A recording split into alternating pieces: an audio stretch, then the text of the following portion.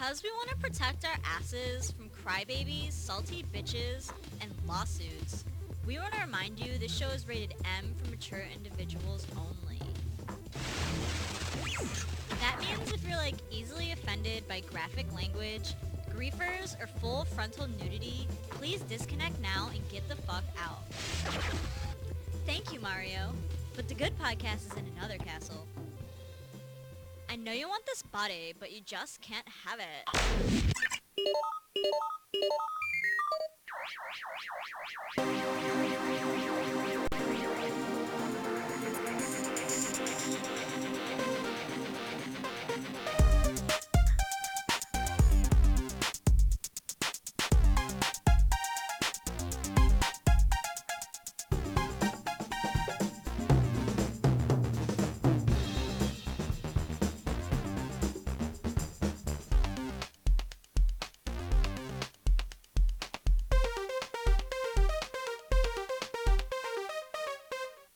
Having her for study hall. Yeah, that's a great... Whoa. What is going on here? Whoa! I guess I fixed it. Here you go, everyone. Hey, everyone. Welcome to Remove from Play, the show where we remove ourselves from the culture and hobby we love to discuss it. And what is that culture and hobby? Video games! Yes, today is Tuesday, January 12th, 2016. Episode 155. I keep putting 2015 on the damn month. I know. We're going to be doing that for a month now. Just writing 2015 and everything when you're supposed to put 16. Yeah, it's every year. Yes, there's episode 155. The real 155. The real 155. And I am Kigurumi Mac 19 PM. Apparently I'm Pedo Bear. I will say in this camera it makes it more brown because it's really orange in real life. But this camera makes it look slightly more brown. I'd say tan. Oh, thank you, tan. But I'm not Pedo Bear. I'm a normal bear. Then what's with the ice cream truck outside? That's my homie Sweet Tooth's ride. All right? Uh-huh. That's my homie Sweet Tooth's ride. And why does it say free ice cream for kids? Because that's how he lures his enemies and then shoots them with rockets and flamethrowers. Come on. And why is it not really a truck but a windowless van? Stop lying. You lying. Why are you always lying? Why is there a mattress in it and not ice cream that you promised for free for little kids? Is it fun when you degrade yourselves like that? Oh, you can't hear the soundboard. Haha. You didn't hear that. GLaDOS said stuff. Okay. I just realized that's why. That's what. There, I got headphones on. Yeah, you got headphones on. Yeah, so I'm Mac 19. Welcome back. It's 2016. We're back with our wonderful episode here. It's just me and Crazy Peepers, though, this week. Hello, Crazy Peepers. I stink. No one likes me. Oh, why do you stink? I don't know. Why does no one show up anymore?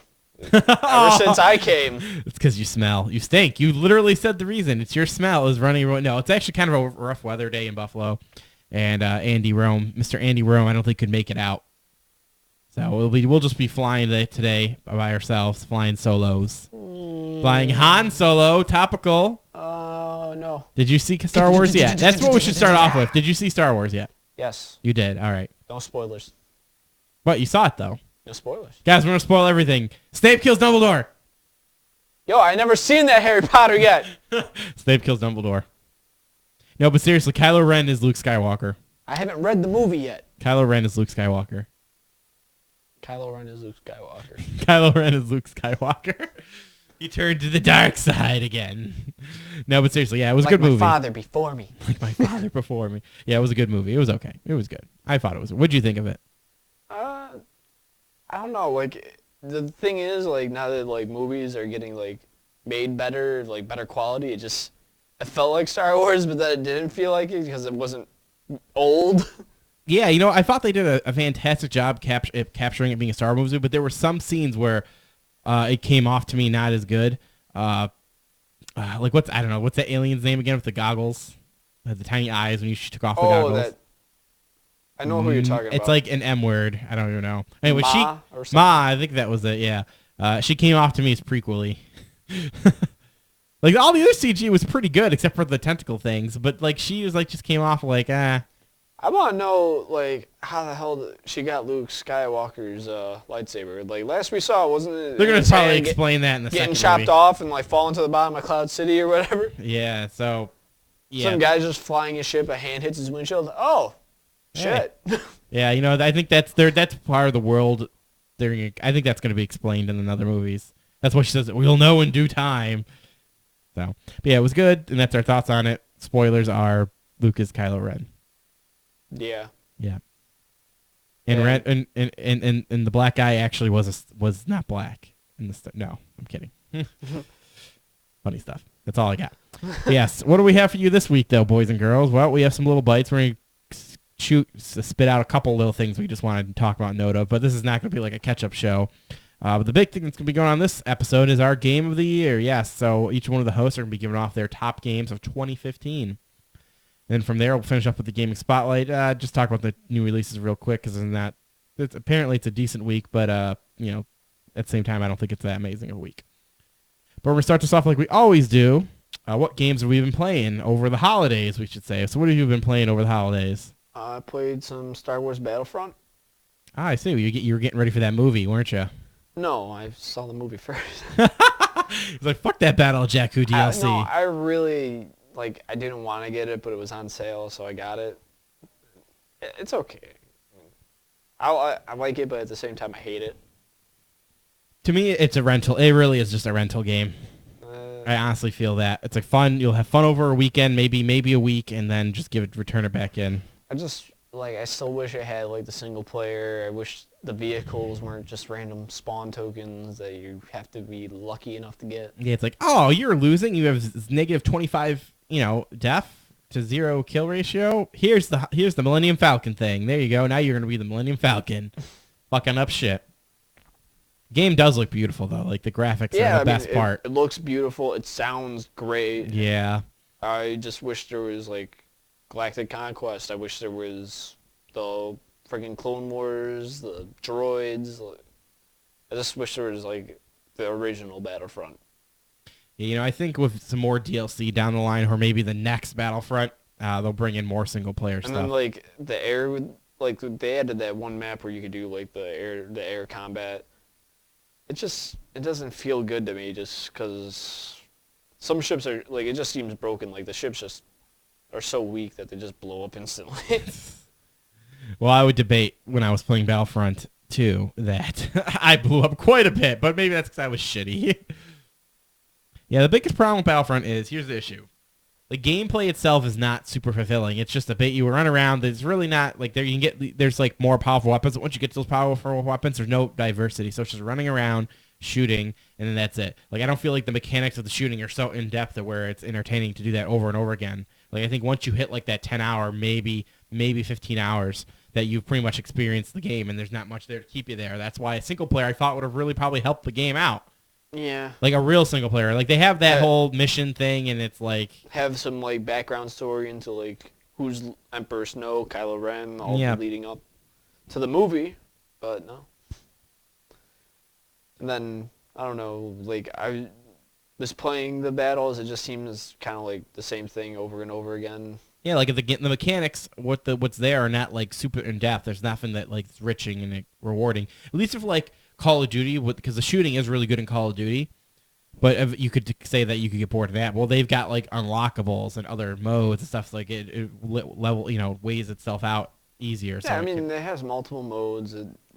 I don't think it has enough modes. It's got that hero mode, I know, where you play as the hero of the villains. It's got the basic stuff King of the Hill, capture, escort, just pretty much your typical shooter stuff.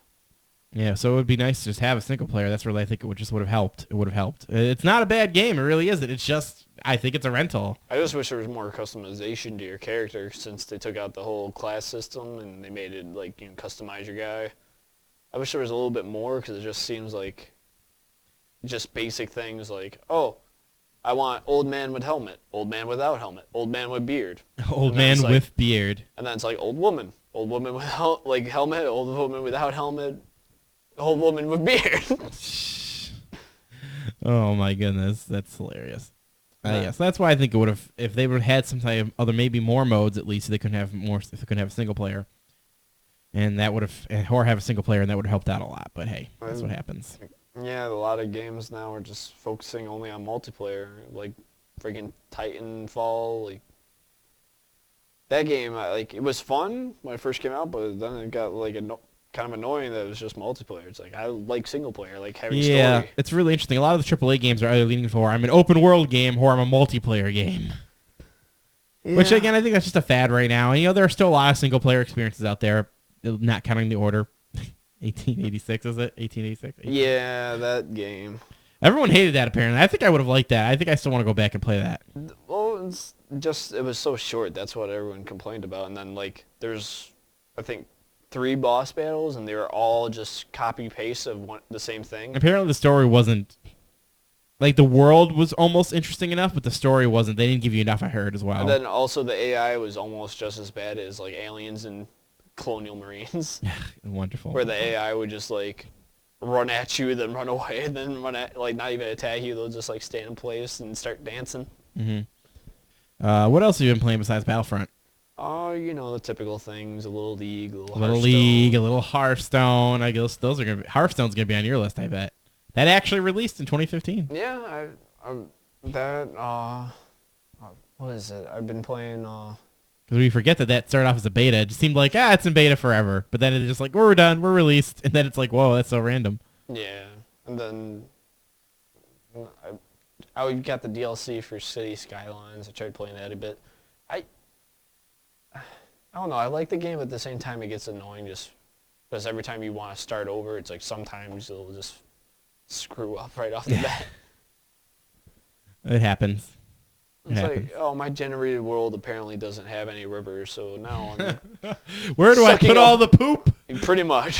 Where do I put all the poop? And that's well, gone. Gone. I'm done. The mayor has left the city. Do you think it entails what SimCity should have been? I mean, I didn't really get to play SimCity, so I can't really compare the two, but I watched Matt play a bit, and different Matt. Not this Matt or the other Matt on this show. I don't know, I like There's a lot of Matts. I like a few things that SimCity had compared to City Skylines, but I think City Skylines just pulled it off a lot better. EA is just killing everything.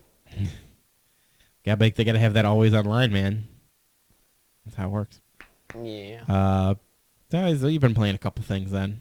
Yeah. I've been playing a lot of Towerfall Nidhogg's, because on the Wednesday hangouts and at the New Year's party we played the crap out of that. It's quite fun. Yeah, sorry I had to go. Yeah, it I happened. wish I didn't, because it's hey, come here and spend New Year's with the family. It's okay. Everyone's asleep. Everyone was asleep for the ball drop. It's okay. I just left having fun, playing Rock Band and whatnot. Also, what I've been playing is, man, so much damn Rock Band. Yeah. I can't believe you guys aren't sick of me yet. Because I love Rock Band. I Yeah. enjoy playing Rock Band with you. Oh, man, I'm so happy. Again, Rock Band 3 is a superior game, but I don't care. I can play Rock Band in the new systems. It's so nice. Yeah. I don't care that I don't have all the... Eventually we'll have every song, and eventually they'll add more modes, and eventually it'll be as good as Rock Band 3. But hey, right now I'm just happy that I can play it on the new systems. I mean, I'm surprised you're not happy that it just even lets you re-download all those songs you previously downloaded. That was pretty cool. They let you do that, but they don't have everything on there yet. So they got they've some It's a stuff. work in progress. They've got a lot of I think 1,000 songs, but I don't think everything's back. They're on probably jumping on the David Bowie bandwagon and getting a bunch of those. there. He released his new album right before. Speaking of that, the last thing I've been playing is a lot of Punch Club, which just released I think last week. Have you heard of Punch Club? I heard of it. Oh my god! So the way it was an early access game, and they said, okay, the community's release it, and they're like, oh, we'll release it if someone beats it on Twitch. So a lot of people try to go on Twitch and they try to beat it. Some guy actually beat it on Twitch, and now they released the game. And it's a very interesting game because it's a resource management game, but it does have a story and whatnot. So the idea is that you have to go around, work, build up your muscles. Okay, so I try to explain this. You're a guy who likes fighting, so he joins a boxing club area, so he does some fighting. Club? He does. There is a fight club in the game. Eventually, you unlock and you can go to some underground ultimate fighting. You can. There is. So it's pretty much Fight Club. It's very similar to Fight Club. I'm going to call it Fight Club for the sake of that just makes sense. And then you meet up with a guy named Mick from Rocky. There's also a lot of memes in this game. They have Jay and Silent Bob's in there. Mick in his place has Teenage Mutant Ninja Turtle shit, stuff from Terminator, Rocky. It's so many shit in his gym. I've got to show you after the show. I'll show you. Happy birthday, So what Polly. the point of the game is you start off and your father was training, and you're like, you and your brother are like sitting on some carpet or something. He's like, oh, you guys got to be strong in life. And then suddenly they flash heads a little bit in the flashback. Flashback flashes head, and your father gets shot by some guy. Batman. So pretty you're much Daredevil. Batman. No, Batman pretty much. No, Daredevil. His father was a boxer, got killed by Kingpin. He wasn't a boxer per se. He was a fighter, but I guess boxing, you could say he was a boxer. Well, I mean, fighter, box. Is there really a difference? They fight. A fight is like you'll do more kicks and stuff. Boxing is limited to punching, but yeah, I get it. Well, for sake of argument, we'll say he was a boxer. So then, yeah, I guess like Daredevil. So you and your brother see your father die in the beginning, and then you walk up to your father after he dies from being shot in the street because apparently you guys were all having out on a nice rainy evening or something. No umbrellas or nothing, but whatever. Dramatic. And he's like, Hell's always Kitchen. be strong, son. Always be strong. And he dies. He dies in your arms. And you're I like thought you were fucking going to say with 5. great power comes great responsibility. No, he says always be strong. With big hands comes big punches. And then you wake up later. It's in the future, or the nowadays, I should say. And you're like a 20-something-year-old guy now with muscles and everything. And then What happened to your brother? I don't know. That's the thing. A lot of people were talking about that. Like, what happened to your brother? I'm not that far enough in the game. I don't know what happened to my brother. He's Racer X. Maybe he's Aw. maybe he's like some rival that I'll find out later. I don't know. He's Rey Mysterio. So you wake up in your shitty, I'm not gonna say apartment, shitty house. It's not a shitty house, but it's like a small house, a one person type of house deal.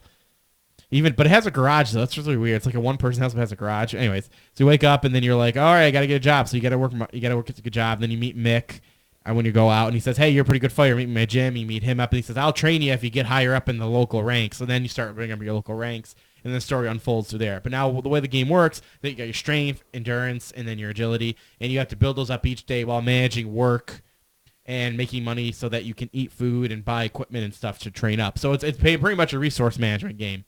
And the way the fights play out is that you get in a fight with someone and that they just it's a real time thing, not a real time. What is it called? It's simulation, like it puts. It plays it out for you, Yeah. yes. So I don't know what that's called. Call it simulates it. But before the fight starts, you can just pick your abilities like punch, uppercut.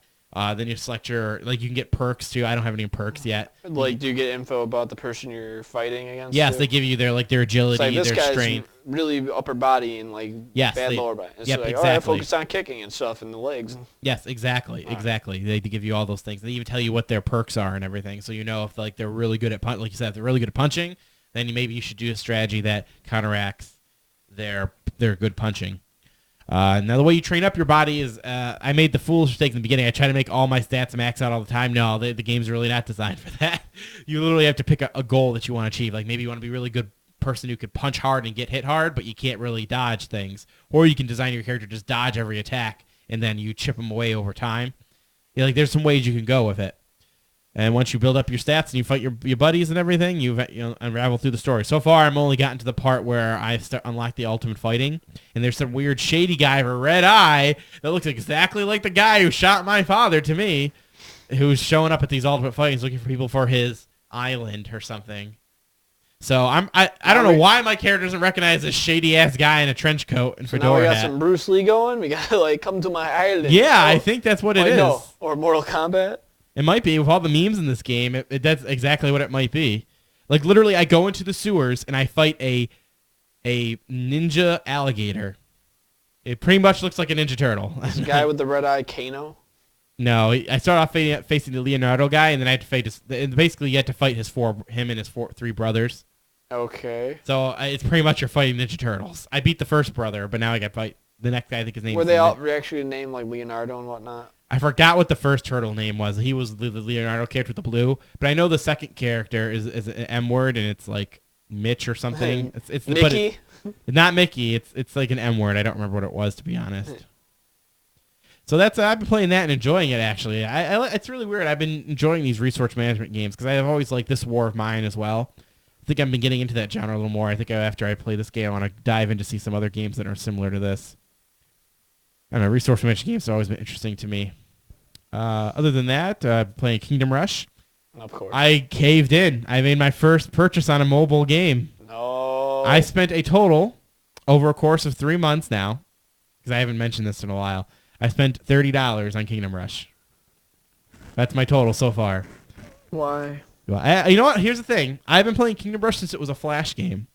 And you know what? I do enjoy the game, so I wanted to spend a little money on it. Now, I don't think I should spend any more money because I don't think beyond $30 it's worth it. But I did buy some gems to buy some boosts, and it helped me beat these levels I swear you can't beat without these fucking things. So I gave it a try, and I'm so glad I supported them because they really don't push the whole buy these gems in front of you at all. They actually make it pretty easy to make up the gems just by playing the game. Yeah, but I wanted to share that my first mobile purchase experience, microtransaction, I should say. I hate microtransactions. It's like, I don't know, it's just kind of stupid if you're trying to make it so it's pay to win. Oh yeah, man, you got to put a lot of trust in the developer not to fuck up their game. Say, hey, yeah, we'll design it so that, we'll make it so you have to buy this shit. Luckily, Kingdom Rush doesn't feel like that, except for, even though I just said that I feel it can't beat that one level. I guess I couldn't do it. That's just what it was. I just needed that little tiny bit of help. Yeah, I needed that tiny bit of help. Yeah, but that's pretty much what I've been playing. Oh, and a little bit of Keep Talking, When Explodes. That's always fun. Oh.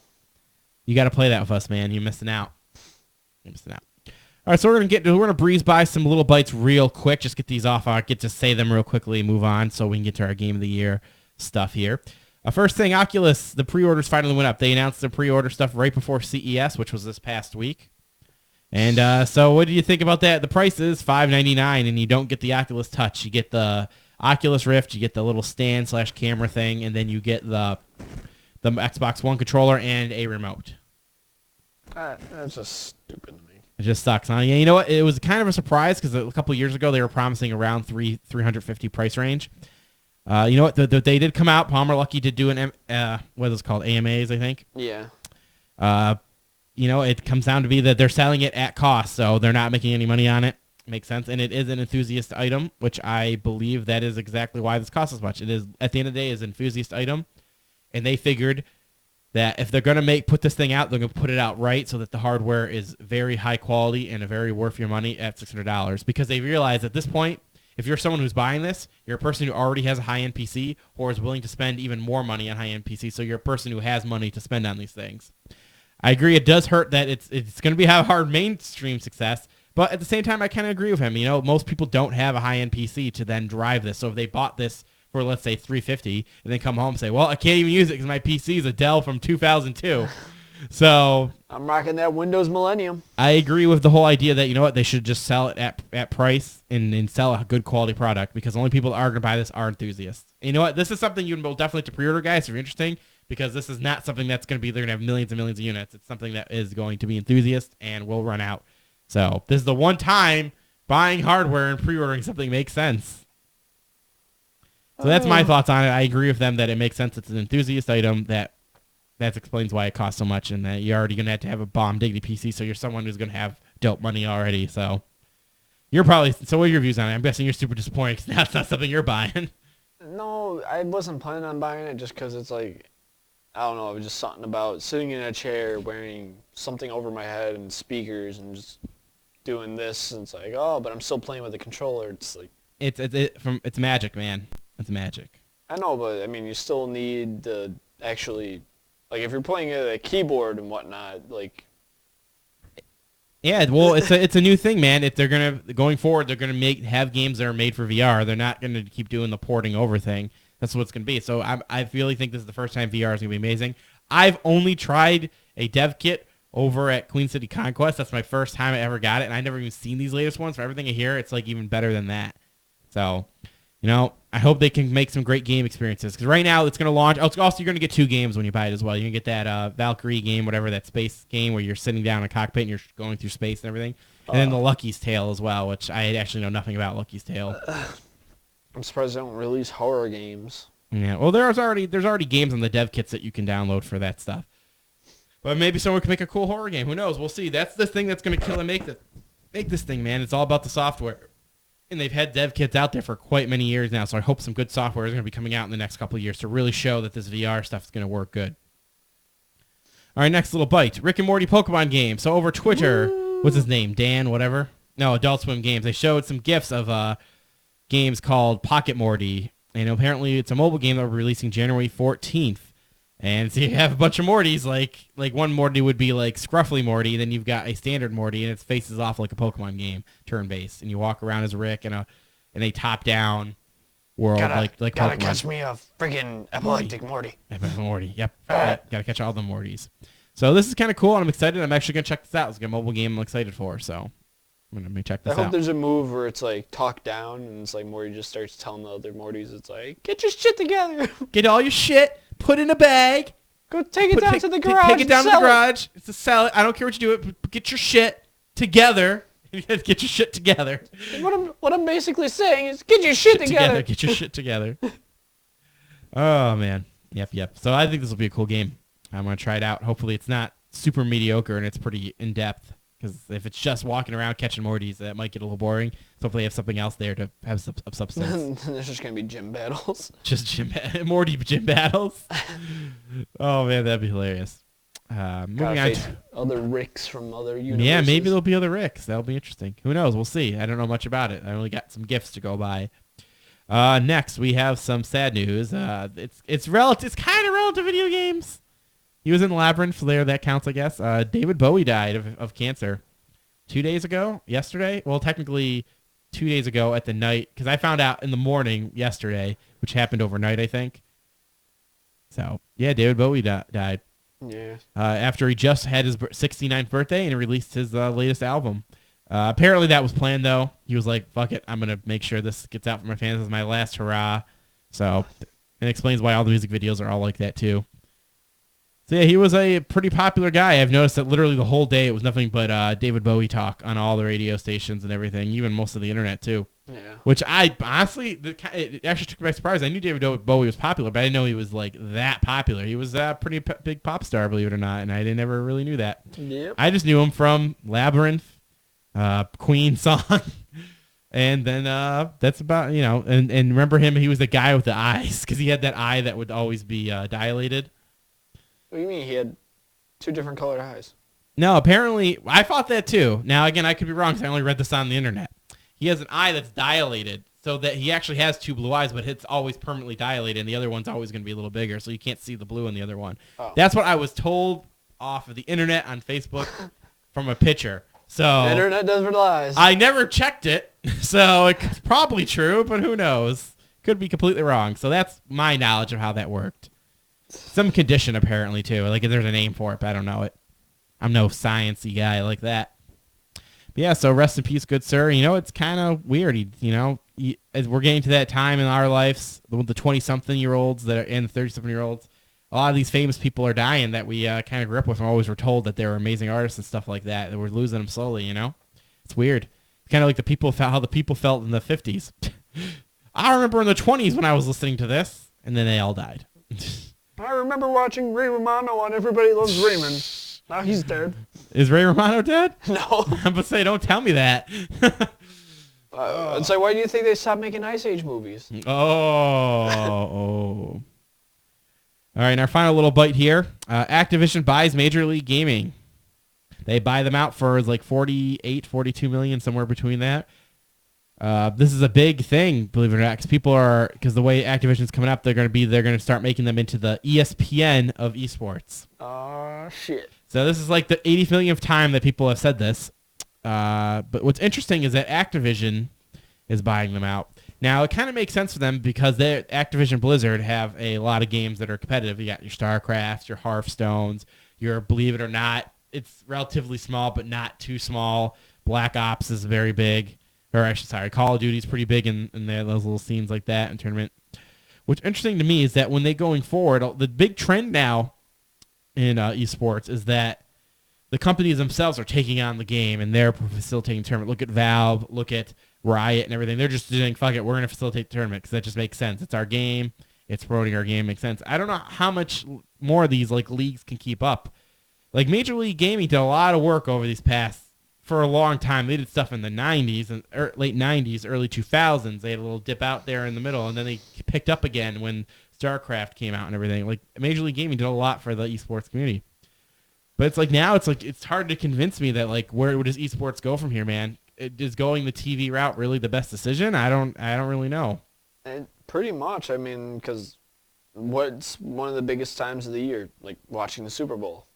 Yeah, but the problem is with the games, inherent problem with the games are, unless you have a universal game, like, let's say, football or hockey, where it's always universal and the same, Yeah, it doesn't but- really work out because StarCraft 2 eventually will not be popular anymore. And to watch StarCraft 2, you have to know StarCraft 2. And there's a barrier to entry there. The only games that really anyone can just sit down and watch and at least enjoy the competitive and the feel of it is fighting games, because at fundamentally you see, oh, that guy's health bar, they have a health bar, he's beating the crap out of him, I understand this. But things like Hearthstone, League of Legends, a normal person can't watch that. You need to know the game. Even other video game gamers can't watch all those games. Well, I A mean, Smash player probably will never watch a League of Legends game and understand what's going on. Well, I mean, that's why people have, like, ESPN has different channels dedicated to different, like, games, like baseball, bowling, and whatnot. But also, I mean, that's why people also now have DVRs where they can, it's like, oh, this game between these guys are going to play. It's like, hit record. There you go. And I'll watch it when I want to. Oh, yeah, well, I get what you're saying, though. Obviously, we'll structure it in a way where, hey, here's the time we're talking about CSGO, and here's the time we're talking about this. Yeah, it's like Hearthstone on this time slot, this channel. It's like But yeah, I understand that's how the programs work. But MLG Channel 2, the Ocho. Yep. Yeah, I understand that's how it's going to work, but I think it's just like it's not ever going to be a mainstream thing. That's what it's going to come down to. And I think we've heard this story many times. This is not the first person. These are not the first people to claim we're going to make the ESPN of esports network of tournaments and leagues, and we're going to get really big over the next couple of years. You know what comes out to me like this? Here's what I honestly think is happening. Activision Blizzard is like, hey, MLG, $42 million is really nothing. Actually, let me double check here. I want to double check the pricing. Let me see here. Establishing esports, I did 100 million unique viewers. Let's see, how much did they buy this for? F3 mil.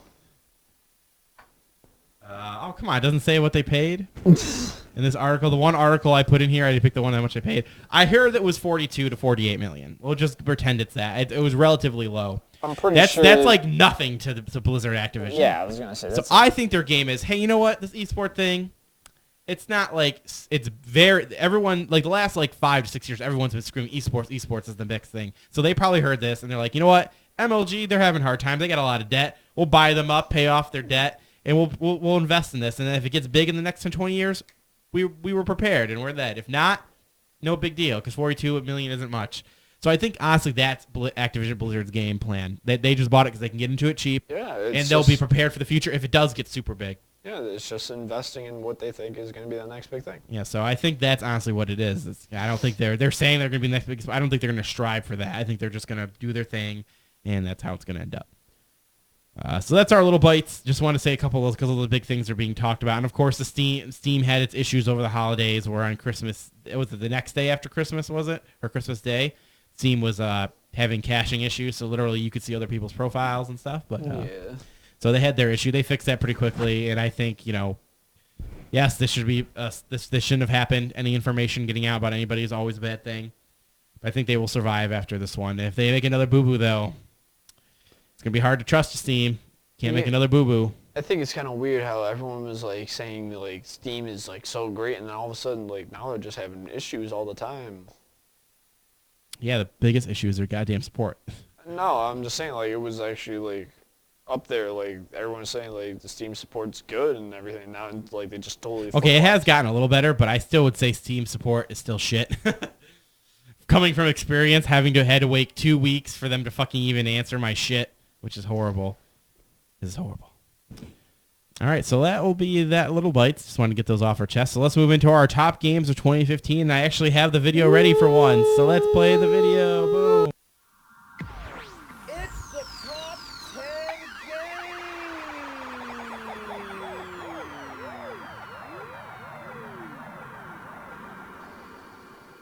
Yeah. Alrighty, so we are going to be doing our top 10. Actually, I only have 8. But I have a lot of honorable mentions too, though. So our top games of 2015. This is things that we personally thought were the best games of 2015 for whatever reason of our own choosing. Not objectively the best games. Like, I will tell you right now, I don't have The Witcher. Sorry, everyone hate me on the internet. I'm sorry. I don't have The Witcher on my list. Sorry. So we're going to hit start here. I'll start us off with my number 8. First one I've got here is Ori and the Blind Forest. Wait, number 8? Yes, I only have 8. Oh. I only have 8. Oh, sorry, this pillow. Fuck this pillow. Fuck that pillow. Okay, so my for number 8 is Ori and the Blind Forest. Now, the reason I have this game... His number 8 is Fuck This Pillow. That's his new game for number 8. Yeah, number 8 is Fuck This Pillow. So, the reason I have Ori and the Blind Forest is number 8. This game I enjoyed its gameplay quite a bit. It is a Metrovania style game where you're going through this world. You're like this weird creature. You're trying to bring life back to this world, and you're going through traversing this world. And you do a lot of backtracking. You got to go through, unlock new abilities and stuff so that you can go back to those one corners of the map and then allow you to get into that area. It's 2D. You go through the levels. It's got it's a very foresty type world. Now, the reason I have this on here is not because of my gameplay per se, but I actually enjoyed the art style of this game so much. This game was just so beautiful. And just playing through it, I didn't necessarily... the story was there. It was interesting enough to keep you engaged. And, the exploration in the world was really fun and everything like that. And it's a Metrovania-style game, so you're, unlocking new abilities. You go through, you're getting more powerful, and that way you can go to other places in the world and get more artifacts and stuff and progress through the world and the levels and everything. But it really was the art style that drove me to this game, and I just loved looking at it the whole time playing it. And that's why it's my number 8. Go ahead, Chris, people with your whatever number. All right, my top, I guess number 10. I'm going to have to say, dang. Can't even think of the name. Yeah, you should have wrote it down, man. Yeah, that's sorry. why I got a text document. I got it written The down. name is escaping my mind, but, The Escapist. no. No. The Ink one that we were playing. The bank one. Ink. Ink. The Ink Turf War. Oh, Splatoon? Splatoon. There Oh, we go. my God. I could not think of the name. You're going to get some shit for that on the internet. Yep. Like, can't remember Splatoon. Yeah, I'm going to say that's my number 10. I have been playing it a little bit here and there. I still kind of hate the whole fact that they make it where you're like a low level going up against higher level guys, and there we got the better weapons, and it's like, as soon as I spawn, I'm getting ran over by a goddamn ink roller. It's a little annoying because it's like, I don't even have access to that weapon yet.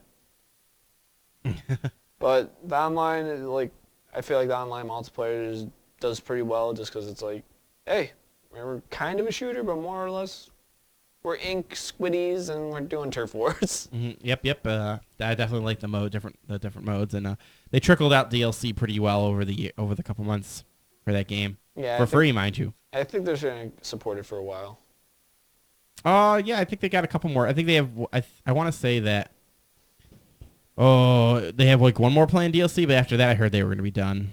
Mr. I could be wrong. I haven't checked though. They're not going to be releasing any more characters for Smash Brothers, and it's like, They actually said that though. That was the last direct. They said that after fight. That's going to be the last ones apparently. nope. Where did you read that? Where did you read they're doing more? I'm just saying because it's like, I hear that from you, and then all of a sudden they have the new Fire Emblem character coming out. Yes, that was shown in that direct. Uh-huh. That was shown in that direct. Uh-huh. Oh yeah. Hey. You know what I think you should do? You should do your 9 so that way do your 9 and 8. That way we'll be on the same number. Okay, fine. Number 9, Rocket League. Rocket League. That was probably a really, I got it on the PSN for free during one of the PlayStation Plus free games. You lucky bastard. And it's pretty fun. It's like good mix. RC cars and soccer. It's like, who would have thought? And it's pretty fun. Indeed. Yeah, I put a couple of hours into that. And then, I guess number 8, I'm going to say, it's kind of hard to just put games. I mean, you probably already know what's going to be up there for my higher number 1. Maybe. Come on, Monster Hunter. Maybe. I wasn't going to spoil it for the people. Jeez. Oh, well, I mean, everyone should know. For number 8, I'm going to say Far Cry 4. Just because, yeah, I mean, it's Far Cry.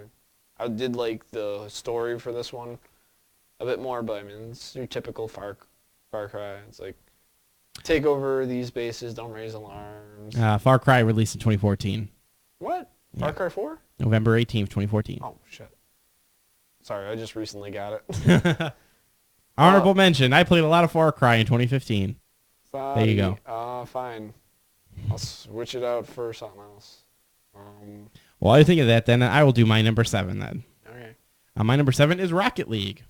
Oh, right. This game is a very interesting party game / even single player type game. By party game, I should say you're not sitting at the couch doing this, but when you're teaming up with people online, it's quite a fun game. I never had much fun with sports games per se, but I've always had fun with like the change up of sports games, which is very interesting because it's like I won't play a soccer game, but I will play an RC soccer game where I'm in a dome and I can do quick, giant, cool trick shots to get into the goal. I've always enjoyed those type of games where they're definitely like sports games. They pretty much are, but when they put that little, I won't even say mix on it, when they just add that skin of having a car to do it, I've always enjoyed it. And a lot of other people enjoyed this game this year. I had a lot of good times. It's that great game where you can just get into it, say, hey man, I gotta wait for my buddy to come pick me up. Hey, can I get a Rocket League game in? Yeah, you can, because it has those nice short sessions you can get into. Cool cars you can actually unlock and stuff there. Like I like the DeLorean one personally. Of course, everyone calls me a simple person, a bandwagon. I remember when Back to the Future was only. I would say Back to the Future was always popular. Never mind, take that back. It was always popular. Who am I kidding? Yeah, so Rocket League, I really enjoyed it, and I preferred it on the PC, of course, but of course, it came on the PlayStation first, and eventually, is it even on Xbox One yet? It's not even on Xbox One yet, is it? I'm going to take a peek right now. Maybe? I'm going to look right now. Man, released back in July. That's pretty nuts, man. Yeah, I think it looks like it's only for, oh yeah, nope, it's on Xbox One now too. Yeah. I don't know if it's out released now, but according to Wikipedia, it's supported. Yeah, time just so blended this way. I thought Far Cry came out this year. Yep. So Rocket League is my number 7. Your number 8/7, I guess. My number 8 I'm going to go with number 8. I'm going to go with Mario Maker. Super Mario Maker. Yeah, it was a pretty fun game. It came out. I like those kind of games where I like to customize my own stuff. Like, that's why I always liked Forge mode and Halo. Like, I like to make my own things. And this one was just some of the stuff that people made were really fun and interesting. Some of them are just like big fuck yous. Yeah, and then they always like have the way they beat it is they put like a hidden cloud somewhere where it just flies over it or something. Yeah, or it's like they'll have the words. It's like kind of spelled out in the background with the blocks. Like eat shit. Yep. It's like, hey, that's not PG. There's little kids. For every playing this. one good, actually designed, well thought out Mario level, there's about 300 troll ones. Oh yeah. Thank God they. As soon as you start, it's like you're just a platform. It's like, what am I supposed to do? You just die. You just die. So they actually improved their it's like a web page you interface with. They improved that a little bit, but hopefully they improve it even more going forward. Yeah. Help sort out the shit. I guess I'll do my number 6 then. My number 6 is Splatoon. Oh. I didn't get to play much of this year, but every time I did at conventions and around when you brought it over for our video for the site, Splatoon. You know what? Nintendo finally a new IP, a new idea completely from Nintendo, and it turned out great. The ink splatting through is great. It reminds me of Super Soaker days. Traveling through the ink with the mechanics is great. Going up, using the ink to go up the walls, to go up to higher platforms, different weapons and things that splattered out differently, so you and your team can come up with a strat. I'm going to use the roller to quickly get things, but I'm not going to be really efficient taking out people or getting the small areas. Then you could change it out for that. Is there really like a way to do that though with teams? Because there's no voice chat communication. There's no like. Oh, you got to do hard, man. You got to get your friend codes of your buddies. You got to get them together. There's ways you can. Yeah, but I mean, like, typical game, it's just... In Pug, you can't do this, but it's a given. Anything in Pug, you're not going to... Come on, it's Pug. Yeah. Everyone knows this. Have you tried... Remember pugging in World of Warcraft? Never worked out. Oh, it worked out. I mean, now it does. Freaking they cater to so many casuals. It's just not even try mode. It's like, hey, we're going to, like, give you LFR. We're going to strip some bosses of his abilities, nerf them. And we'll let you do everything through macros. Pretty much, just hit one button. Hit one. No, hit three. Hit 3 buttons if you're cool. No. Hit one button. No, okay. You gotta be all lazy. Yeah, Splatoon was just a great time. Really good. And the way they did their trickling out of their DLC for free was really awesome. Because at the beginning, you could debate there wasn't a lot of modes, not a lot of maps, but now that they solved all those issues, luckily, and they did the same thing in Mario Kart. Although I would debate Mario Kart as a base game wasn't horrible either. Yeah, Mario Kart was came out real fun, and the DLC they added was just pretty good too. So Nintendo's doing DLC right. I guess that's the one advantage of being behind everybody. You could see everyone fuck up, and they're like, "Oh, people don't like when we nickel and dime them from useless shit. So we're going to do free DLC, and when we do paid, it's going to be valued, and it's going to trickle out correctly and be priced appropriately." It's one advantage they have. So Splatoon, you're a great game. You know what? I think you will go down in history as one of the greats for Nintendo. It really is such a fun game. It really is. And that's my number 6. So my number 7, I'm gonna go with Star Wars Battlefront. All right. As much as I really don't care for it, it is still like a pretty fun game, at least when you first get it. And I still don't know what they have planned for DLC wise. They could add more like vehicles. They could add more weapons. Hopefully they'll make the game even better and use it as and take. But then again, it's EA again, so they might not even care what people have to say criticism wise and fix it for the next game. They might not even make another gun. But I don't know why they would acquire the license to make it if they're I think they're going to do another one. I think I want to say that like everything, like a lot of their blog sites and stuff and community forums, like they're pretty much making another one, I think. So they better add fucking space battles. I think they will do that in the next one for sure. But yeah, for a multiplayer only game, it's still pretty fun, especially if you get a group of friends and can actually do a lot of the stuff. And I do like the kind of like the mission mode where you gotta like defend off waves. I like the horde modes and wave modes in games. Yeah, horde modes are always good in any type of games like these. Yeah, kind of wish that Halo still had them. Oh, Halo. We miss your firefights. Was that what it was called? I think it was called firefights. Yeah, firefights, I miss it. Yep, we miss it so good. And yeah, so that was my number 7. So number 6, I'm actually gonna say Halo. Halo 5, really? Yeah, just because it's like it's still Halo. It's not the Halo that I remember, but it's still Halo, and it just I don't know, like it's still multiplayer kind of focused, and they did add in the shitty microtransactions, and it was really a short campaign. Shouldn't be on my top list, but it's one of the games that I played this year or last year, and one of the few games I actually enjoyed. Kind of, I was kind of hoping for more of a story, and it's like sure enough they had that little preview at the end. It's like, get ready for the next one. Get ready for the next one. We promise it's gonna be better. Better be. All right then. Then I'll move on to my number 5. Yeah. My number 5 is Monster Hunter 4 Ultimate for the 3DS. This one is a perfect spot at number 5. The Monster Hunter that got me back into playing it, and it brought back all the good feelings. Now, I still had some nitpicks about it, but overall, I loved all the new stuff. Because I always skip the PSP games, as you know. The last one I played before this was the Wii one. The Wii, not the Wii U one, the Wii one. Yeah, Monster Hunter Try. So this game was perfect because it brought in everything that they collected for those games over the Wii and Wii U and some of the PSP stuff, and it allowed me to finally experience those things that I missed out on. But in a nice condensed form, as much as you can get it condensed. Is it really getting to experience a new thing, seeing how you only use Greatsword, you haven't tried the bow, I don't think you haven't used I'm talking about the gun. monsters, I'm not talking about the weapons. I ain't never moving from Greatsword, man. You just like upswinging it, and now at least They added the power charges things and, mounting. And mounting, honestly, was great. That was a great addition because it's something that's unique. It's really fun. You get some benefits from it. It's fast, so it's not like because some of the weird things that like having to stun them and do all this other stuff like that can be tedious, but this mounting system is really nice because it's something that's fast. You can be skilled at it. It's something that doesn't break up the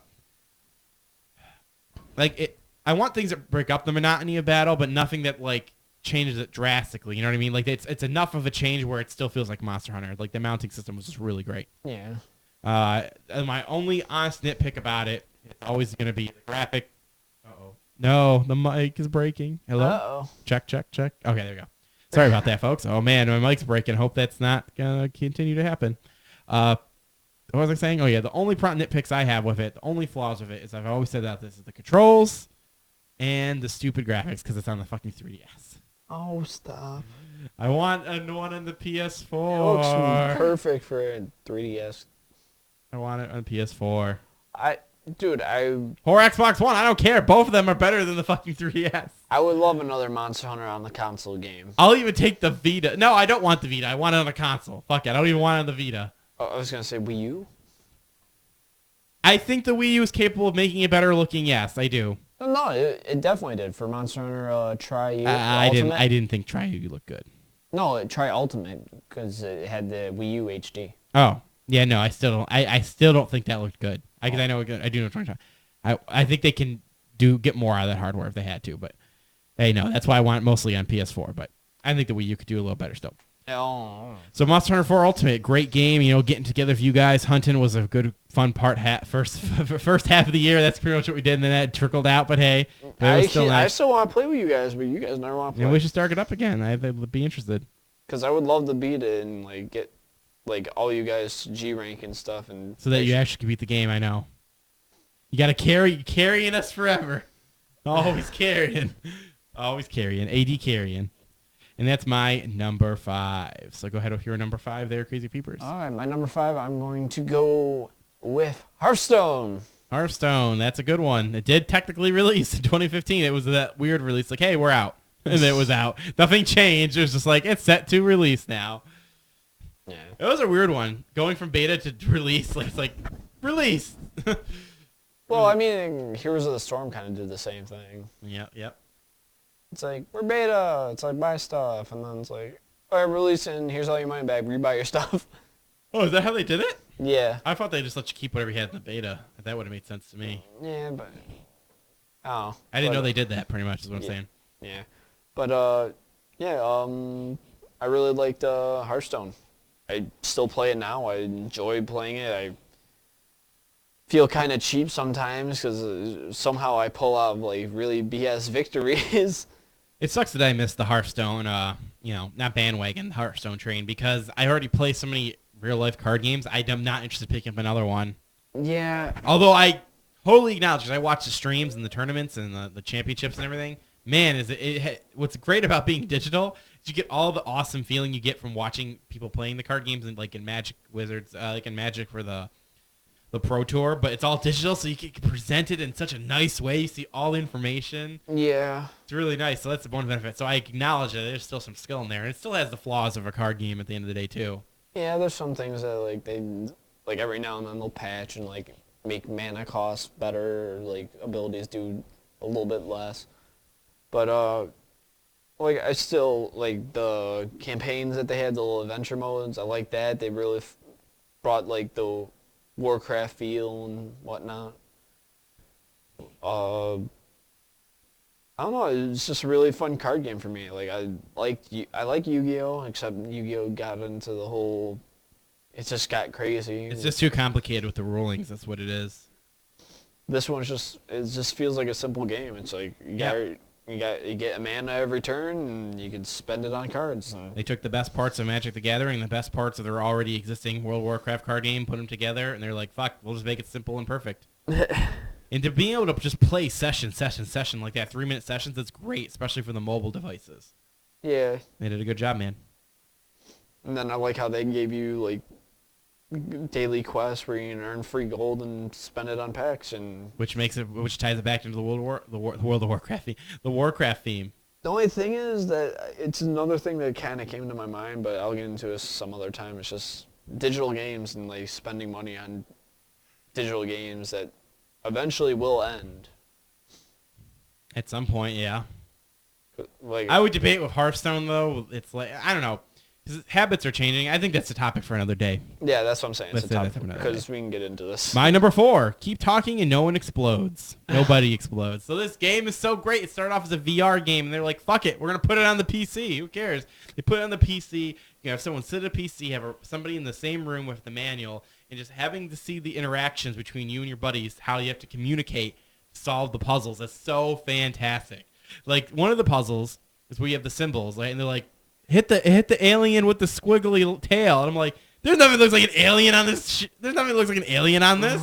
And they're like, the thing looks like an alien. And then you go back to me like, that looks like a fucking circle with a dot. What are you fucking talking about? Like those type of communication things, how you have to describe things to people, and the way how you have to be efficient with the way you describe things. Hit the boob. Hit the boob, yeah. Or cut the red wire only if you have 3 yellow wires in sequence and stuff like that. Circumcise the penis. And the Morse code one is fucking hard. Like, you need to know Morse code. Fuck it, I don't care what you say. There's no way you could not do that without knowing Morse code. Yeah, I'm But you haven't seen it yet, so. screw it. I'm blowing. So this, myself. it's a great party game. It's fully worth. It's like I think it's $15. It's fully worth its $15 price completely. I think I already know what your number 1 is. Oh, you do? Yeah. All right, then that's good to know. And it was really tough for me to pick this number 1. I ain't gonna lie. So that's my number 4. Keep talking, no one explodes. Aha. So you're number 4. I'm gonna go with Smash Bros. Smash Bros. Yep. I'm pretty sure. Patrick.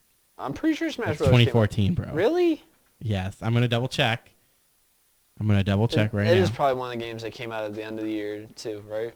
I'm gonna double check right now. I'm pretty sure it's 2014. September 2014, bro. God damn it! Mario Kart was also 2014. I just know so you that. All the good games in the Wii U were 2014. Really? The 2 big ones that came out in the Wii U were Splatoon and what the fuck was that other one? Fuck. Probably Mario Maker.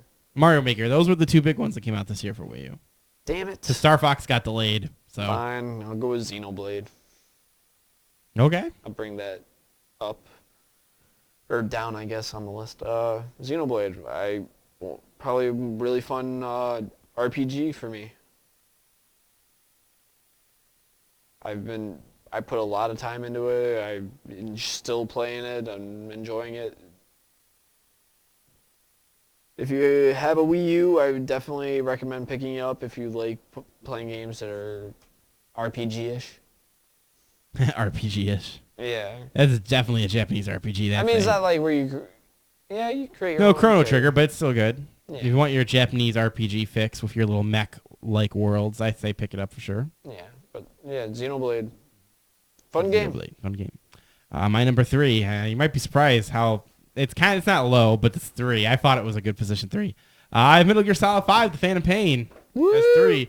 I played that. I got it about a week after it came out, and I think I'm gonna check Steam right here. How many hours did I put into that bad boy? Oh, I gotta turn on Steam fully.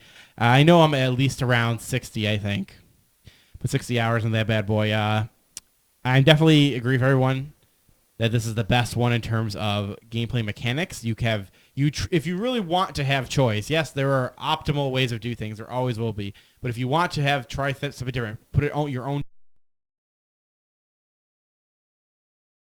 lethal weapons. I'm going to go into this only using non-lethal weapons, but not knocking anybody out. So I would have to actually sneak through, look through their patterns. Or you want to go through it where you have to knock everyone out. You do have options. If you want to sneak in through cars, sneak in through drops with distractions, use dummies. There's so many different ways mechanically you can go about traversing this open world and approaching the bases. That is the best part of this game. Like, the mechanics are so wonderful. And I actually do like the world you're in terms of the bases themselves. Now, in terms of the way the whole open world isn't connected, there's just roads. That's the biggest drawback to this. Is like, yeah, the bases are kind of cool, but it's like there's just roads in between them. It's just you could debatably should have not even made an open world almost. Because you could just split these up into sections. But whatever, I do like that it's open world because the way the weather affects the way you decide to go through things. You can decide to go at night, during the day, whether you know if there's a sandstorm coming, to use that to beat a certain level. Going through and everything like that is just really fun. And leveling up your base is fun. I do like that micro economy thing that goes on where you can then recruit people through your phone device. Like, it's very interesting. Like, I like the way that it's very satisfying. It's very randomly Metal Gear Solid. I do like those things. I definitely also some of the biggest flaws of it, though. I will say I definitely agree. The story's just not there. The story sucks. It's just what it is. Story's not that amazing. It's just like, okay. It just shows you how they have to stitch these games together. Another flaw with it is that, yes, there's a lot of missions and you can approach things in multiple ways, but all the missions you're doing are pretty much the same. Interrogate this guy. Bring him back to Copter. Kill this guy. Extract this. That's it. That's literally all you do. So in terms of, even though the mechanics are great, you didn't really need like 700 fucking missions. You could have did like 20 story missions and been good. And then like maybe 10 side missions, to be honest. Like, that's what sucks. Like, they gave you a lot, but it's like they're too much the same. They're just too much the same like that. It's really fun. Not really that fun when you have to go through and extract this guy again. Like sometimes they throw it in there when you get different environments and they have to approach it differently, especially later in the game where the guys are leveled up and it's harder. You can't just like trank them in the head. But it's just, that's one of its biggest flaws too. Another big flaw, believe it or not, too, is that the Fulton device. That's very Jap. It's so weird how, because those PSP games were so weird, the way you had to Fulton and micromanage everything, and to see it on a full-blown console is very weird to me. It comes off as like very Japanese, and it's like, wow, why is this a fun game? So that's another, like, even though I think it's a great part of the game that I personally loved, that part of it I can recognize is kind of like so weird. It's still Metal Gear Solid at the end of the day. It's a lot of weird Metal Gear Solid things. Yeah, and I want to go back to some good things again. Another great thing that I thought about this game is even though that like the missions themselves are repetitive, believe it or not, if you investigate and do some of those secret objectives in the games, you actually can like tailgate these certain. If you wanted to, you can spend like I think it's like 5 hours. Maybe it's 3 hours where you can specifically tailgate this one person who goes from base to base on a certain mission. And assuming you meet extremely specific criteria, like you don't even get seen by certain characters, so you don't like hurt animals or something, like some really weird shit, you can overhear their conversations, and you actually can find out story beats that are going to go on later in the game, and things they refer to back in the past, like some of the spoilers, actually, believe it or not. And that's pretty interesting that they would hide something like that in such a unique way to unlock that. Like you had to meet so many specific requirements to find that out. Like if you were a dedicated person for trying different things and being that mission throughout, just tailgating the guy, then you get rewarded with things like that. And also things like the nuke disposal thing. Like I don't think anyone's unlocked it yet. Apparently, everyone in the game, the online, when you get to a certain level in your base, you can get the ability to destroy nukes in the world. Get that? So once you unlock that ability, and you and everyone else online in the Metal Gear Online world, once you go around disarming all the nukes, when every nuke is disarmed in your region, you'll get a cutscene where you get this, where you say, hey, we destroyed all the nukes in the world, and that's like another secret ending. And that one's only unlocked when everyone literally in the Metal Gear Online world goes ahead and disarms their nukes and gives them up. So that thing has not been achieved yet to my knowledge, but there's some regions that are pretty close. So Metal Gear Solid 5, The Phantom Pain, I think it was a good ride, but you can't take the story too serious. I think you just have to enjoy. Skip most of the side ops to do the ones you got to do to get through the story, and I think you'll enjoy this game because the mechanics, I feel, are the strongest part of it. And that's about it because, the story, I was very disappointed. But I still think it was worth your time, and it was one of my favorite games of the year still, even with all those flaws. And being kind of let down, too, with the story. But, hey, whatever.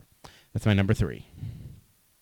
Your number 3, Crazy Peepers. I'm going to say Rock Band. Rock Band 4. I have to say Rock Band or Rock Band 4? Rock Band 4. Yep. I don't know if there's much to explain to that one. I think people know what Rock Band is at this point. Yeah, I mean, the reason why it's up there is just it brings back a lot of, like, fun memories of when we would hang out and just have Rock Band parties and actually have a full band, and it would be, like, like, New Year's. We had blasts. Mm-hmm. Like, everyone was playing, taking turns, doing different instruments. And, yeah, I have fun. They need to make that wind instrument, I'm telling you.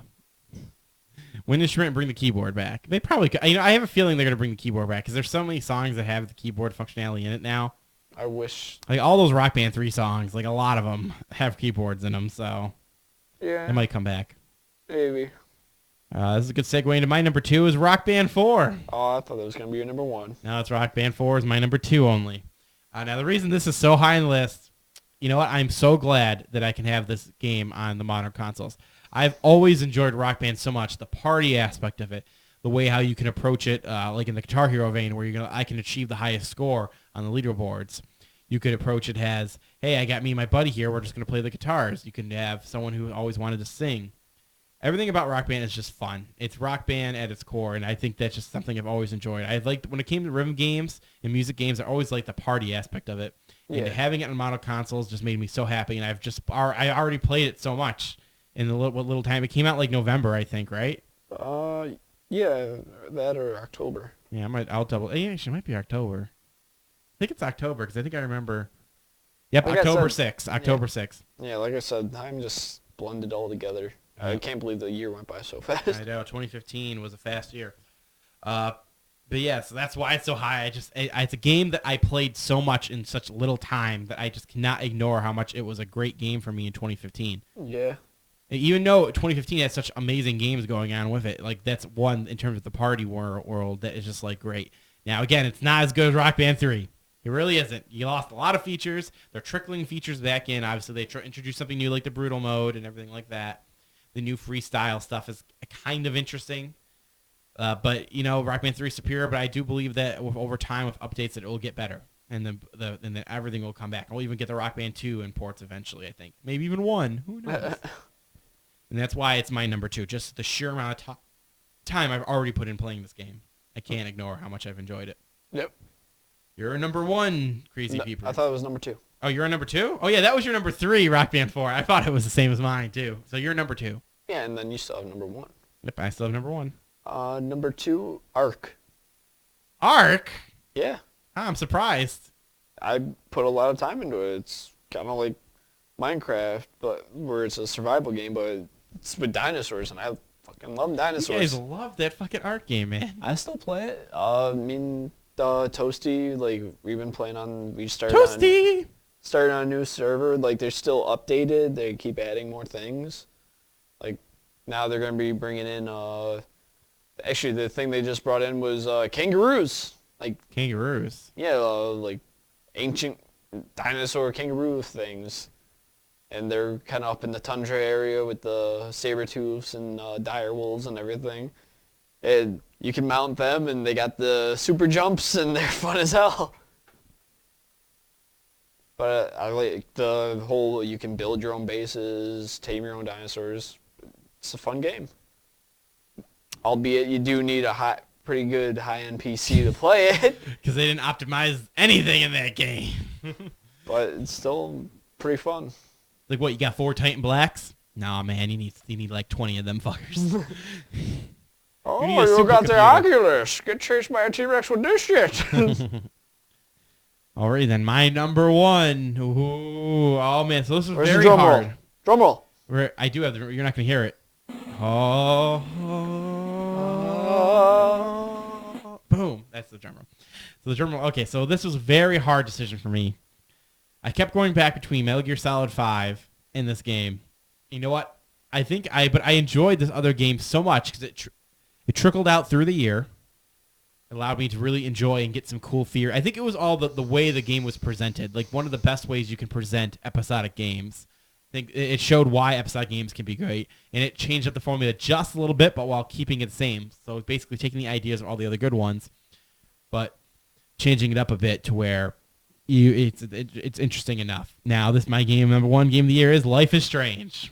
Yes, Life is Strange is my number 1 game of 2015. Yay! This game trickled out through the year. I think the first one episode came out in February, and then I actually played it all through the year. I was very forward to playing the episodic games throughout the year and theorying what would happen between each one in between each release.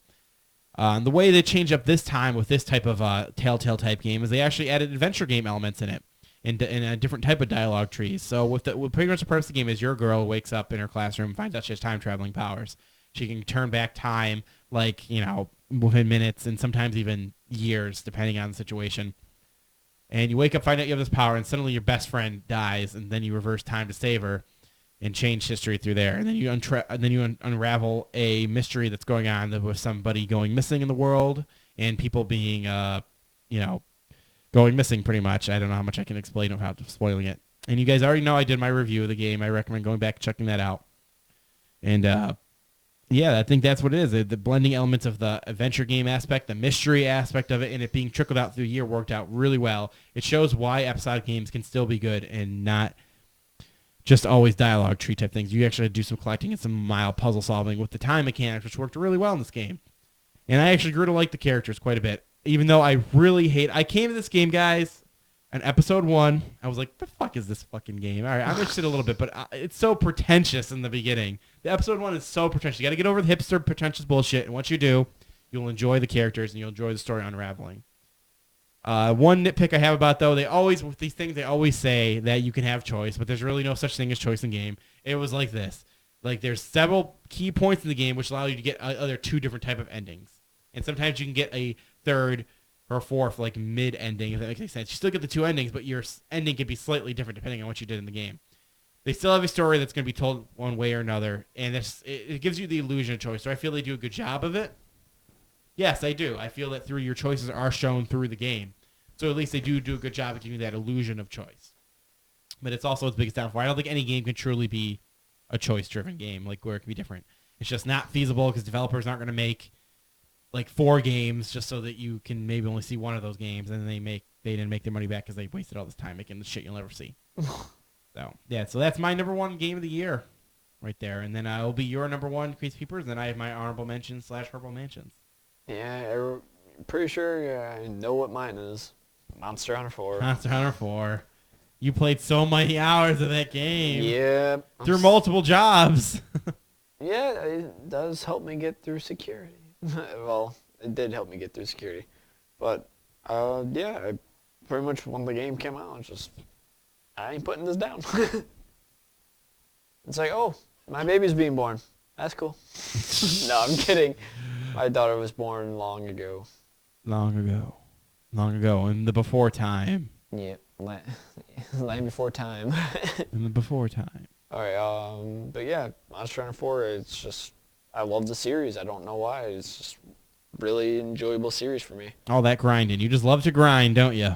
No, I just like, I don't know, it appeals to me on, I don't know, in some way. I just enjoy, like, being this, like, this person that shouldn't be able to kill these things, but And teaming up with Monster Hunter, working together with people to take down a big monster. Yeah, overcoming the challenge. Like, Yep, and it is a challenge. You got to learn those fucking patterns if you want to. Here's the thing. It's a challenge because you want to be as efficient as possible. That's what it is. Well, I mean, there's also different things that could happen. It's like, oh, I'm about to die, and then all of a sudden my little feline's going to throw a boomerang, hit it in the face right before I get hit, and finish the monster. It's like, yeah! It's like that. There's fun when we would hunt things together, and it's like we'll be upswinging each other. Oh, yeah. Those were the best times. It's like, oh, it's like I'm going to save you, upswing me. The best times was me in my PS2 in my closet with my tiny TV hidden in the corner, playing that up to 3 a.m. Oh, no, come on. There was the one time you, me, and Eric, we all brought TVs and PS2s over, and we were all playing together. Yep, over the internet still, because there's obviously no land. Yeah. Yep, that was a good time. PS2 one was the best. I wanted Monster Hunter 2 so badly. Why didn't they ever bring it out? That was the best one, and you got to nip it. Apparently Monster Hunter doesn't sell in the West. Now, that's definitely changing now, though. Apparently it's up there now. I'm hoping Monster Hunter X comes over, because that looks so freaking good. I like the new variations on the weapons with the different hunting styles and the hunter arts. It's going to be great. Yeah. The 4 new flagship monsters also look pretty amazing and look like fun fights. And then you could also now play as the felines if you want. Be a feline hunter if you want to do that. That's really cool. I think a lot of people wanted that, and they got to meet the cat need, the cat quota. They got to kick it up a notch with the cat quota each game. That's what it is. Yep. Alrighty then. So I'm gonna move on to some of my honorable mentions / honorable mentions. So yeah. All right. So these are gonna be pretty self-explanatory why they're honorable mentions. All right. Super Mario Maker is my first honorable mention. It's multiple reasons. 1, I didn't play it a lot. 2, it's really awesome that you can create Mario levels, and it's one of the best platformers of all time. You can do that with any of the tile sets with the multiple mechanics, and seeing people create stuff is awesome. It's just, you know what? To put one of my top games of the year, I would have had to because you can play. Here's how it is definitely a game. I'm not on the side of the things like, oh, it's not a game. It's a game where it's a tool set, but you could just buy it and never make anything, and then always play the levels. Yeah. So you could play it as just a game. But being able to have the ability to make the tool set, and make your levels, that's pretty amazing. Be able to make your own Mario levels you want. And Mario is such an iconic platformer and series that it makes sense that this kind of product would exist. But me, I just never was not interested, and you know what? I'd rather just... I mean, it technically also already existed. Like, people already made levels on ROMs and stuff. Yeah, you know, it did hit that, and you know, it's funny you bring that up because Nintendo kind of tried to squish those ROM people down because they wanted their Mario Maker to sell more. But Mario Maker is a nice, easy platform. I don't know why they were worried because, again, it's so much easier to use a stylus than to use those ROM hack type things sometimes. Yeah. So that's why I didn't make my list. I didn't really play much of it, and it's not something that appeals to me a lot. Yes, Mario is a great platforming series, and I always will play Mario Super Mario Bros. 3, 1, and enjoy it. But here's the thing, I am never be so skilled to take advantage of the epic things that people can make, like legitimately cool, clever things that utilizes the mechanics of the world very cool. I'll never be able to take advantage of that. So it's not something that will provide me with such a great experience. I feel like that's where it is at its best, where people are designing these amazing things that utilize mechanics, amazing that developers would never even take the risks of doing because they don't want to make a game so hard that people wouldn't buy it, Yeah. And that's why it's one of that. Now, my next honorable mention, Rise of the Tomb Raider. That game is beautiful on PC. It runs great on PC. It's a benchmarking game for PC. It was a great reboot for the Tomb Raider series where Lara Croft is now it starts off kind of weak, but that's kind of the point. Because it grows, and the mechanics of the game are great. It's a fun adventure game, action adventure game that I think people definitely need to play for sure. It just should. You should. It's just me. I didn't play a lot of it. I just recognize how awesome it is. I'm surprised one of your honorable mentions isn't Heroes of the Storm. Well, I've got quite a bit. Actually, I don't have that on there at all. So I got quite a bit more, though. The next is The Witcher 3. The reason this is on here, everyone shut up. I know it's an awesome game. It's not my cup of tea. I'm sorry. Western, actually not even Western RP. I call it Western style, but it's made in Germany or whatever. Germany? I don't know. It's made somewhere over in Europe. It's a European company. I'm sorry that I don't even know that much about it. That's how much I get it. Witcher is amazing. Everyone would shut up how amazing Witcher 3 was. Yeah, they fixed a lot of the issues from Witcher 1 and 2, but apparently they're also still there. But then it's an amazing game. I recognize it is. It's just it wasn't my cup of tea. I'm sorry. So I just got to... next, Undertale. I just didn't play it. This thing, everything I read, everything I watch, man, this game's amazing. I can't believe that a handful of guys made this game, and how it breaks the fourth wall. All these things are amazing, and how you can literally go through the game and not have to fight anybody. That's amazing too. When did Five Nights at Freddy's come out? Well, 3 and 4 came out this year. I was gonna say. Yeah. So Undertale, I just didn't play it, so I didn't feel right putting it on my list. So I want to play it and go back to it. Next, Until Dawn. Now, I again, same reason. Oh my God, I'm gonna buy this. I'm late to the train on this. Until Dawn was an amazing fucking game of 2015. It showed how you can take like a David Cage type game and actually make it fun and entertaining with the way the quick time events. I never thought I'd say this. Quick time events are cool again. Like Until Dawn did quick time events awesome. We did the tension right. They weren't super hard because they knew how to prompt you properly. So it wasn't always a complete surprise. So you still had time to react if you wanted to. Going through the story. If you wanted to get real deep into the psychoses of the characters, you could. If you wanted to play through just as a... it's kind of like just a horror movie. It's really what it is. You want to play through a horror movie or a slash horror movie where you see people die and half-naked girls in scenes. That's what it is. Pretty amazing. I actually I got to go back and play this. I never got a chance to play it, but I recognize how cool it is. Next one, Her Story. Another game that's kind of like Undertale that did something unique and different. The way you have to discover the story.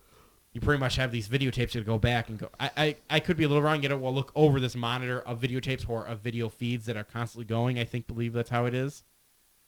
How it plays out. I didn't play. This one I just didn't play yet. But I recognize that this one's pretty unique in what it did, and I want to make sure I got an honorable mention.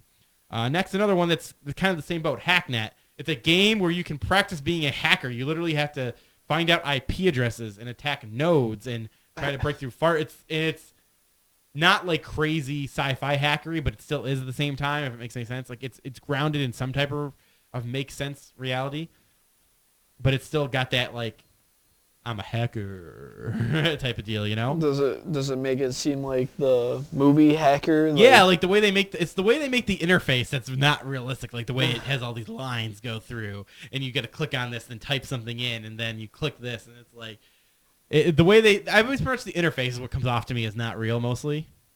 You know what I mean? Yeah, kind of. It's like, oh, I'm gonna hack this. I'm gonna get digitized and go Ultron style. Yeah, it's got that weird look about it. Like it has that cool, like what's it called? Something cyberpunk look about how you're hacking, but you're still like you have to find out IP addresses. You have to create servers. Like it's kind of realistic. Is your in-game name Zero Cool? You can actually. I think you can make a hacker name. I think you can. I think you have to make your alias, and you can do that if you wanted to. I do believe that is something you do. Now, the reason it's on the list again is I didn't play it. That's why I just recognize it. Next, Grown Home. Now, I actually did play this. Now, the reason to make my list is because I didn't really play enough of it, and at the time, I didn't realize how awesome it was. But going back and looking over at Grown It Home, looked weird to me, but you know what? It brought back the whole idea of an adventure-y type of platforming type of game. It's actually a modern platforming game. The way you have to attach your arms and maneuver them to scale up these different levels and everything. And the art style was so beautiful, man. So that's why it's on my honorable mentions. The art style for me didn't work because it's like the sheep looks so fucking weird. Okay, if it didn't work for you, I get it, man. I mean, yeah, you could tell they're sheep, but like, I don't know. I didn't like the art style. And my final honorable mention, WWE Immortals, the mobile game. When you could play a game where The Rock is literally a rock monster, I cannot not mention that. It's amazing. It's a mobile game where you pick out these different costumes for the wrestlers. Like The Rock is literally a rock. It's hilarious. And like Big Show is like a big Thor guy or something. No, a Spartan guy and everything. It's amazing. Check it out, guys. I had to mention it here. And those are my honorable mentions for 2015. No Heroes of the Storm. No Heroes of the Storm. It's the Mario Kart MOBAs. It's the only one I could play, but it's not something that I'm like super into. All right. Do you have any honorable mentions? Well, I was gonna say Heroes of the Storm just because it's like it's a MOBA, but it's a different take on the MOBA. It's not like, yeah, it can be competitive at the same time, and there's all the different maps, different game modes, and where it can be fun. So it's like, yeah, it can be competitive and there can be tournaments, but at the same time, there's no, like, you have to do this exact build, you have to buy these exact items. It's just fun MOBA, just jump right in with friends. Indeed. And that's it, guys. That's our top games of 2015. Yes, it was. Overall, I think 2015 is going to be looked back as one of the great years for gaming. Because there's a lot of things we didn't mention, like Rainbow Six Siege was actually a cool, unique game. Things like Axiom Verge came out, like a lot Fallout 4. Fallout 4, yeah. Like I think we're gonna look back at 2015 as one of the greatest years in gaming as well. Up there with like 1998. I think was it 2004, 3, one of those. Really good years. Definitely gonna be a big year for movies. Oh, yep, indeed. Oh yeah, from a lot of those Marvel fans are gonna be happy. And DC too. Well, Star Wars. And Star Wars, yep. Oh, Star Wars, a new Star Wars every year going forward. That's pretty crazy. Alrighty, so I think we're gonna call our show there. I don't think we need to go with these game releases. They're not that amazing. I can do them real fast if you want. Yeah, I don't think we should. Let's just call it here. We're hitting our hour mark anyways. We're fine. So I think we just skip them. Let's see. Assassin's Creed Chronicles came out India. There you go. If you're in that, and then Gone Home got released on the modern consoles. There you go. That's the only ones that I think are worth noting. Oh yeah, and the Banner Saga is pretty cool too. Buy that too. That's a really cool game. All right, so that will be our show. I want to thank Crazy Peepers for joining us. Adventures of Bayou Billy? No. I want to thank Crazy Peepers for joining us, as always. It's nice to be back. We're back from our holiday break, and we'll be catching up with you guys soon. Next week's show will probably be a catch-up show for everything that happened up over the holidays. I tried to cover a couple of key things now, but we'll see. Here, catch up. We played a lot of Rock Band. We played a lot of Rock Band. Yeah, that's how we did. So just to remind you guys, you can check out all of our social network stuff information here at RFPTV. Follow us on Twitter. Remove from Play under shows. Search under Facebook. You can add us your circles and Google Plus. Remove from Play. Join the forums to continue conversation beyond the show. Megascorcher.proawards.com or just go to megascorcher.com and click forums in the top. Of course, go to megascorcher.com for all the other VODs and all the other shows that we do and stuff. So if you want to be involved, we do a lot of cosplay photos too. I know a lot of people are into that for some reason. So this has been Tuesday, January 12th, 2016, episode 155 of Remove from Play. We'll see you all next week, home dogs. Peace out. See you next week.